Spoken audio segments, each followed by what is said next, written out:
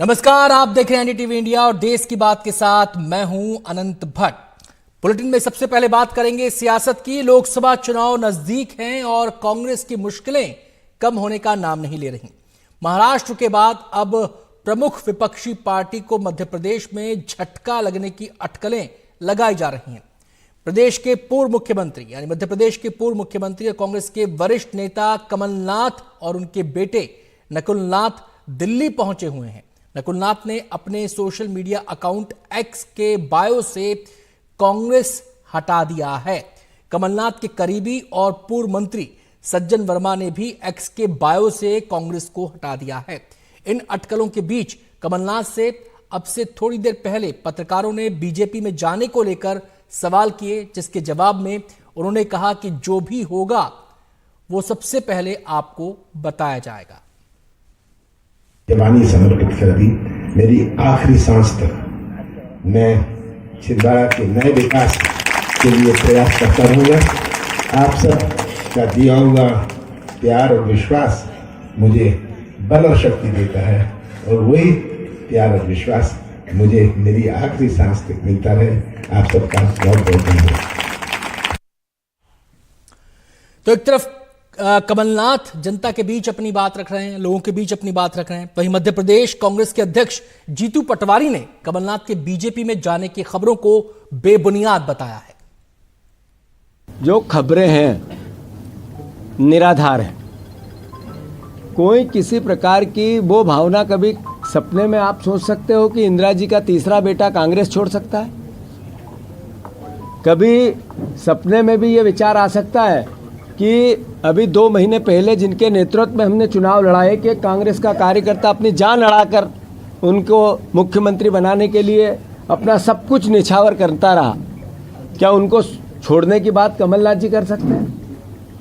कभी सपने में भी आप सोच सकते हैं कि जब सिंधिया जी जा रहे थे, सरकार गिरा रहे थे, तब हमारे जैसे लोग पुलिस के और उनके गुंडों के डंडे खा रहे थे कमलनाथ जी को मुख्यमंत्री बनाने के लिए जगह जगह, वो हमें छोड़ के जा सकते हैं? कांग्रेस पार्टी को छोड़ के जा सकते हैं?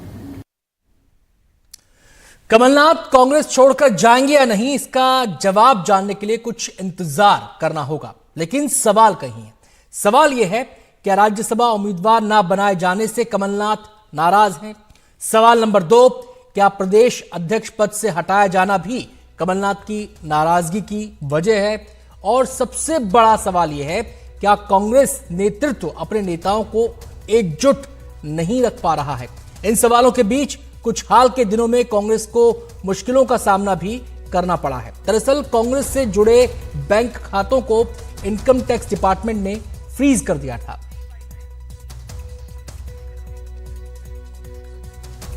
था। टैक्स पे ना करने की वजह से यह कार्रवाई हुई। इसके बाद कांग्रेस कोषाध्यक्ष अजय माकन ने कहा कि अभी हमारे पास खर्च करने के लिए, बिजली बिल भरने के लिए, अपने कर्मचारियों को वेतन देने के लिए पैसे नहीं हैं। हर चीज पर असर पड़ेगा। सिर्फ न्याय यात्रा ही नहीं बल्कि सभी राजनीतिक गतिविधियों पर असर पड़ेगा। देश की मुख्य ऑपोजिशन पार्टी के सारे अकाउंट्स फ्रीज कर दिए गए हैं और ये कांग्रेस पार्टी के अकाउंट्स फ्रीज नहीं हुए हैं, हमारे देश में डेमोक्रेसी फ्रीज हुई है। और यूथ कांग्रेस और कांग्रेस दोनों के अकाउंट्स जो फ्रीज करे गए हैं, 210 करोड़ की रिकवरी इनकम टैक्स डिपार्टमेंट ने यूथ कांग्रेस और कांग्रेस से मांगी। 210 करोड़ की कुल रिकवरी। और यह पैसा किसका है? ये कोई धनाढ्य पूंजीपतियों का पैसा, कॉर्पोरेट टैक्स का पैसा नहीं, कॉर्पोरेट बॉन्ड्स का पैसा नहीं है।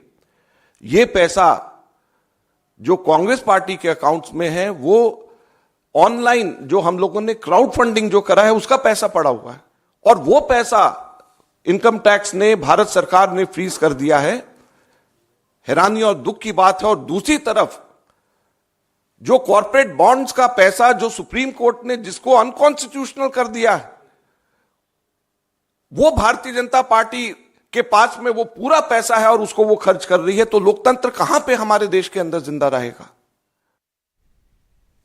तो इस समय कांग्रेस के सामने परेशानी ही परेशानी है, चिंता ही चिंता है, अपना कुनबा संभालना है, नेताओं को देखना है, कौन कहां जा रहा है ये देखना है, उधर आयकर विभाग से भी लड़ाई लड़ रही है। आयकर विभाग की लड़ाई के बारे में आगे बात करेंगे, लेकिन पहले बात कर लेते हैं उस लड़ाई की जो कमलनाथ को लेकर अटकलें लगाई जा रही हैं उसके बाद शुरू हुई है। लड़ाई इन द सेंस कि आप कमलनाथ को लेकर पार्टी के नेता ये कह रहे हैं कि वो कहीं नहीं जा रहे, जबकि अटकलें लग रही है कि वो कहीं जा सकते हैं। उन्होंने एक और बयान दिया है कमलनाथ ने, आइए सुनवाते हैं आपको। मैं अंत में ही कहना चाहता हूं, अंतिम सांस तक हम साथ मिलके रहेंगे और विकास की एक नई यात्रा शुरू करेंगे। आपके प्यार और आपके विश्वास ने जो मुझे बल और शक्ति दी, इसीलिए ये सब संभव हुआ। छिंदवाड़ा की पहचान बनी और आपका प्यार और विश्वास मुझे हमेशा मिलता रहे, मुझे बल और शक्ति मिलती रहे। आप सबका बहुत बहुत धन्यवाद। तो कमलनाथ बार बार विकास की नई यात्रा का जिक्र अपनी बातों में कर रहे हैं। अब इसके क्या मायने हैं ये समझना थोड़ा सा पेचीदा हो सकता है, क्योंकि अटकलें तमाम हैं, सवाल तमाम कमलनाथ के इर्द गिर्द घूम रहे हैं। जैसा कि मैंने पहले कहा कि मसला केवल कमलनाथ नहीं है, जो सियासत की पार्टी की अंदरूनी परेशानियां वो नहीं है, आयकर विभाग से भी पार्टी का मोर्चा खुला हुआ है, वहां पर भी एक मोर्चा खुल गया है। शुक्रवार को जो आईटी का मामला है, आईटी ट्रिब्यूनल में यह मामला गया, जहां कांग्रेस को राहत मिली।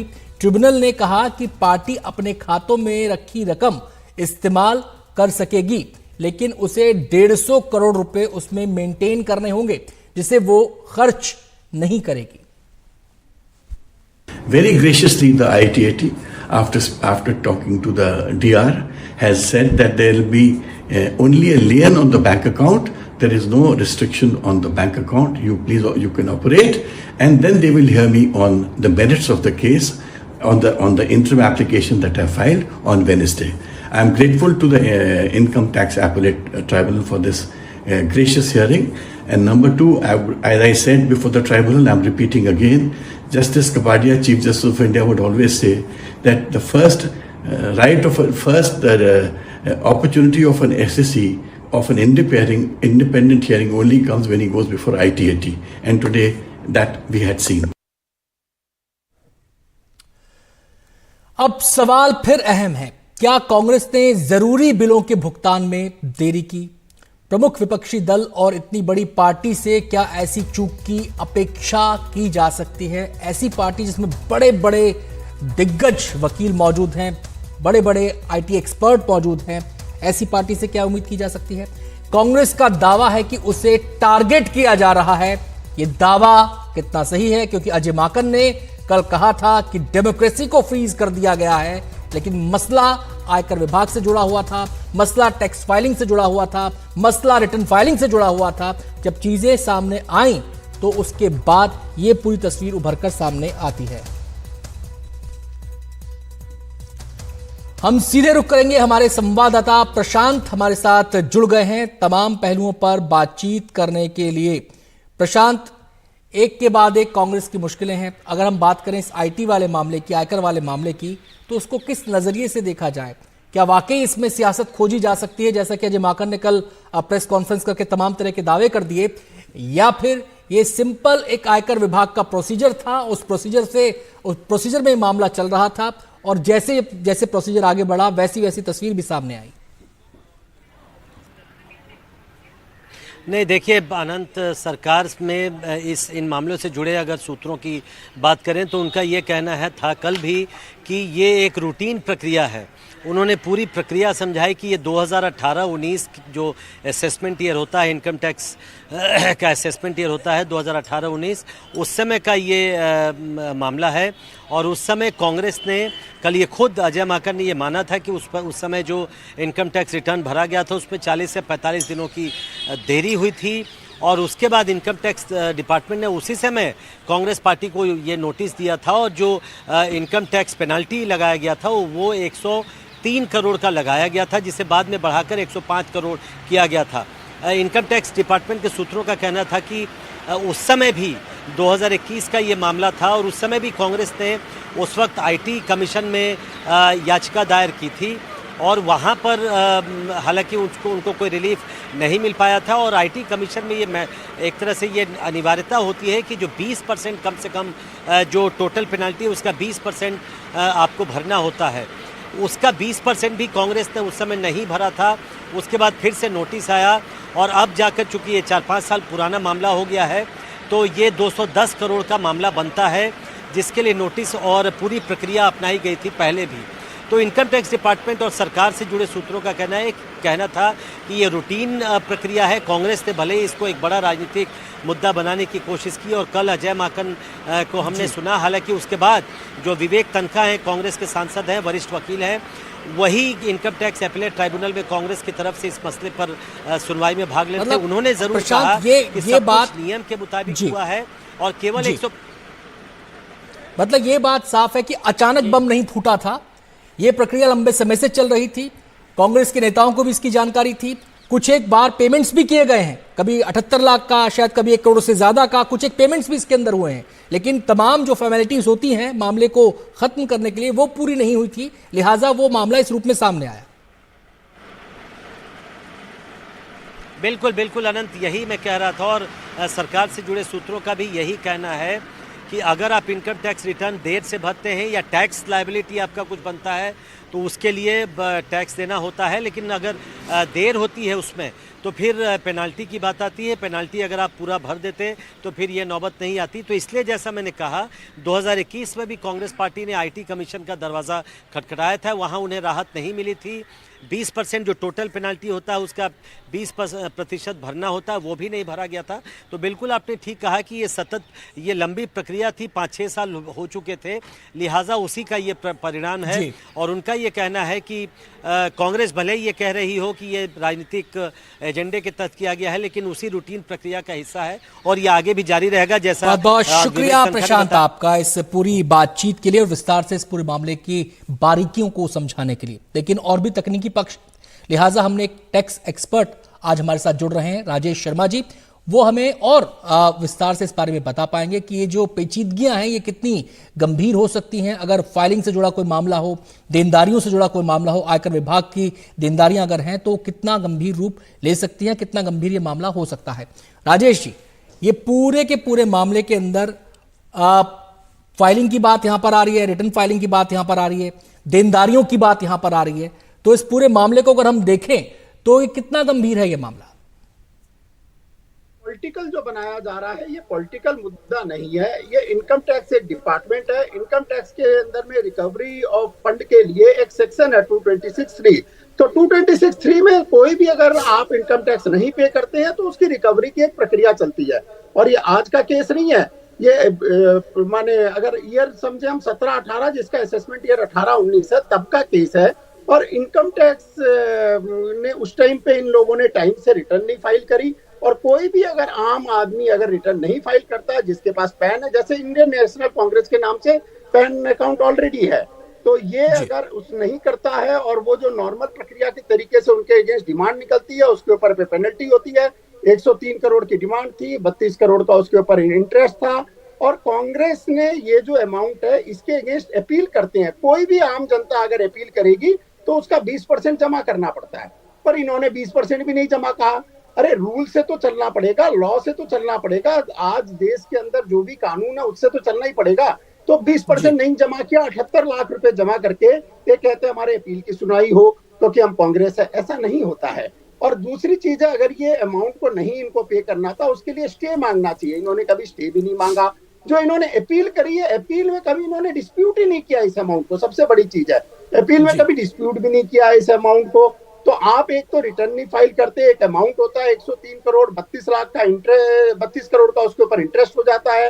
तो एक आम जनता पे, जिस किसी पे भी, कोई व्यापारी हो, कोई बिजनेसमैन हो, कोई आम जनता हो, सबके ऊपर जो लॉ और रूल लागू होता है, हर पार्टी पे जो लॉ और रूल लागू होता है वो इन पे भी होता है और उसे हमको मानना चाहिए। और एक और चीज है जो कि गलत बताया गया कि ये जो है अकाउंट को फ्रीज कर दिया गया कि ये काम नहीं कर सकते। ये लीन हर जगह पे जहां पे 226(3) होता है वहां रिकवरी के लिए उतना ही अमाउंट सिर्फ लीन में रखा जाता है कि इतना अमाउंट बैंक के अकाउंट से नहीं निकाला जाएगा। तो ये जो अमाउंट है जी ये बैंक राजेश जी, अब दो तीन सवाल लोगों के जहन में और आ रहे हैं। पहला सवाल तो ये आ रहा है कि अगर पेनल्टी लगी है, अगर आयकर विभाग देनदारियां बता रहा है, तो आपने टाइम पर उसका भुगतान नहीं किया, पहली चीज। दूसरी चीज, ये जो पेनल्टी का अमाउंट है, ये लोगों को लग रहा है इसको इस तरीके से प्रदर्शित किया जा रहा है कि इसे टारगेट किया गया है। पेनल्टी की प्रक्रिया क्या होती है, पेनल्टी तय कैसे होती है? देखिए ये क्या है, अगर आपकी कोई भी आदमी इनकम टैक्स एक्ट के तहत अगर नॉन फाइलिंग ऑफ रिटर्न है तो वो नॉर्मल प्रक्रिया में कैलकुलेट होती है और उसके ऊपर इंटरेस्ट भी नॉर्मल प्रक्रिया में कैलकुलेट होता है। तो ये इंटरेस्ट है और अमाउंट है जो इनका है, और ये जो अमाउंट और इंटरेस्ट है इसके अगेंस्ट आदमी के पास में कानूनी बहुत रास्ते हैं। पहला है, इनको स्टे मांगना चाहिए जो इन्होंने नहीं मांगा। अपील कर सकते हैं, अपील में 20% जमा करें, अपनी अपील की सुनवाई कराएं, और अगर अपील में खारिज हो जाता तो खारिज करवाएं। पर आपने 20% जमा नहीं किया, आपने वो 78 लाख रुपए जमा किया। तो एक जो नॉर्मल लॉ है, कोई ऐसी चीज नहीं है। ये जो एक भ्रम फैलाया जा रहा है कि किसी तरीके से ये टेक्निकल माने ये टेक्निकली किसी पॉलिटिकल वे से किया जाता, ये एक नॉर्मल प्रक्रिया है। आप भी अगर इनकम टैक्स की रिकवरी के 226(3) का आपको अगर नोटिस आया हुआ है तो रिकवरी ऑफ फंड के लिए एक्शन होंगे, और वो हर जनता के लिए होते हैं। तो वो लॉ कांग्रेस के लिए भी है और बाकी सबके लिए भी है। बहुत बहुत शुक्रिया राजेश जी, इतने आसान तरीके से इस पूरे के पूरे मसले को समझाने के लिए। तो साफ तौर पर राजेश शर्मा जो टैक्स एक्सपर्ट हैं, उनका कहना यह था कि जो भी ये मामला है, ये जो नियमन आयकर विभाग की कार्रवाई होती है, एक जो प्रोसीजर होता है, उसके तहत ये कार्रवाई आगे बढ़ी है और इसी के तहत तमाम दावे और देनदारियां यहां पर आयकर विभाग कर रहा है। एक छोटा सा ब्रेक हम यहां पर लेंगे, जाना कहीं नहीं, आप देखते रहिए एनडीटीवी इंडिया।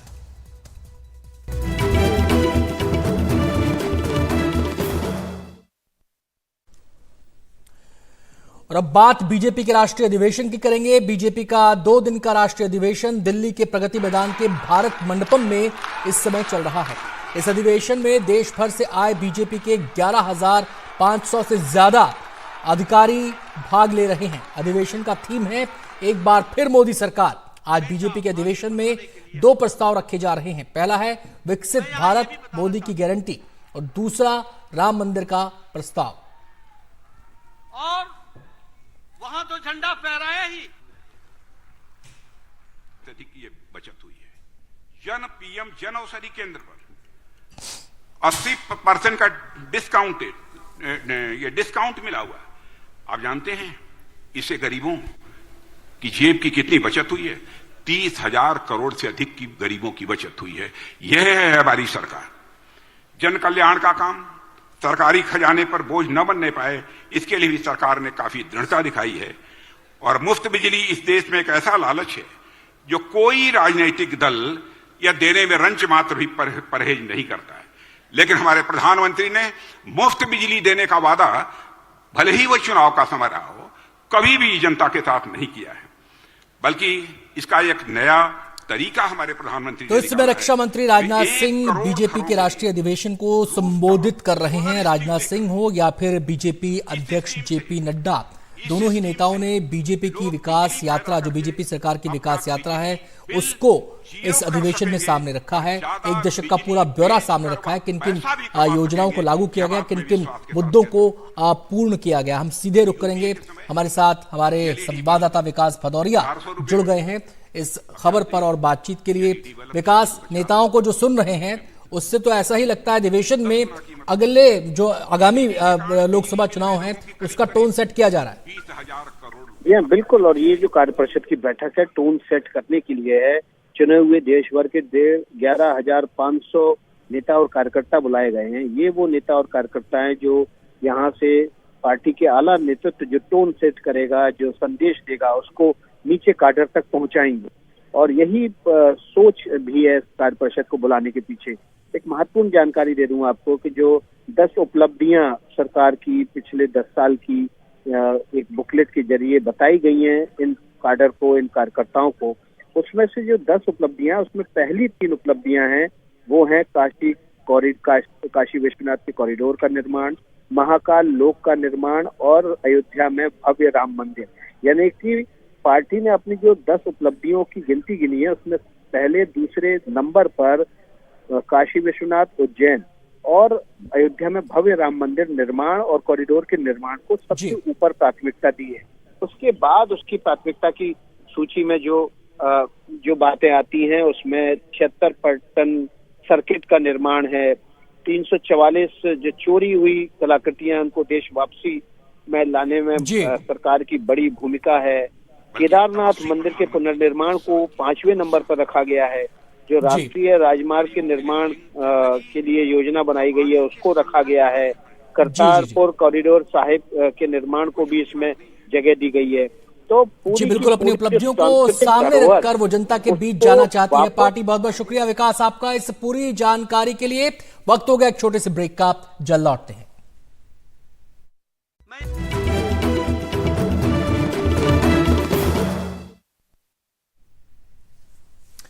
और अब खबर यूपी से। यूपी पुलिस में कांस्टेबल की भर्ती के लिए 2 दिन में परीक्षा ली जा रही है। इसे दुनिया में अब तक की सबसे बड़ी भर्ती परीक्षा कहा जा रहा है। 48 लाख से ज्यादा आवेदक इस परीक्षा में शामिल हो रहे हैं। आज परीक्षा का पहला दिन था। अलग अलग सेंटरों पर पूरे इंतजाम किए गए हैं जिससे आवेदकों को परीक्षा देने में कोई समस्या ना आए। इसके अलावा सुरक्षा के भी बेहद पुख्ता इंतजाम किए गए हैं।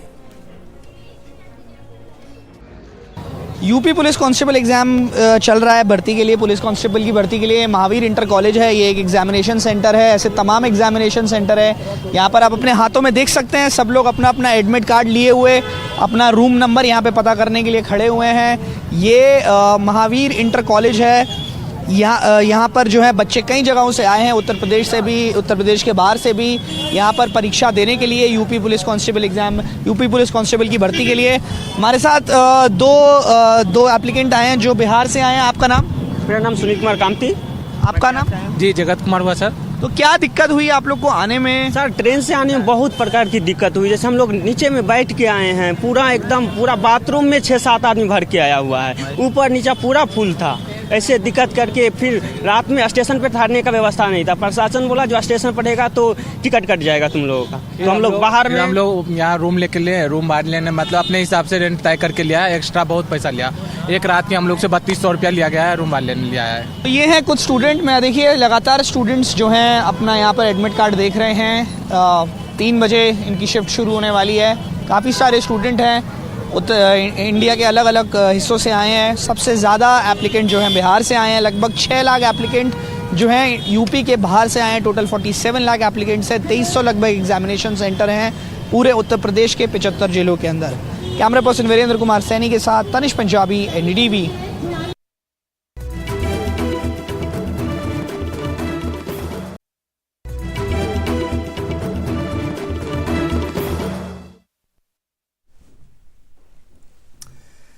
एक बार फिर से आपका स्वागत है। रुख करते हैं अगली खबर का। राजस्थान के पोखरण में पाकिस्तान से लगी सीमा के पास एयरफोर्स ने अपना दम दिखाया।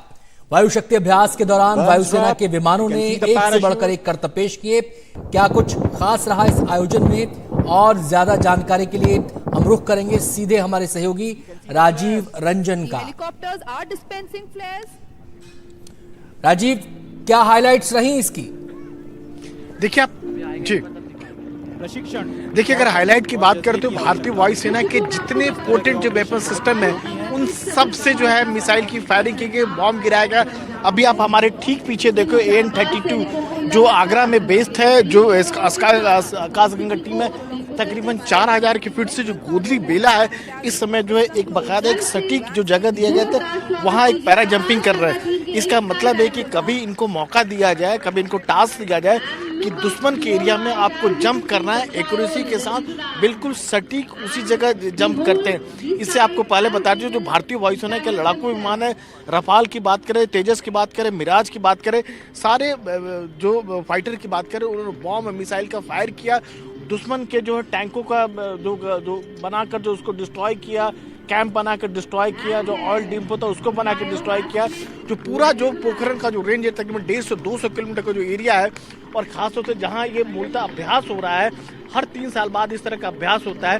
तकरीबन 40 से 50 टन जो है गोला बारूद यहाँ गिराए जा रहे हैं। जी बहुत बहुत शुक्रिया राजीव आपका इस पूरी जानकारी के लिए। तो तमाम तरह के और उसे मानवीय सहायता के लिए भी वक्त पड़ने पर दुश्मन को मुंह तोड़ जवाब दिया जा सके। A wide loading ramp located at the rear of the fuselage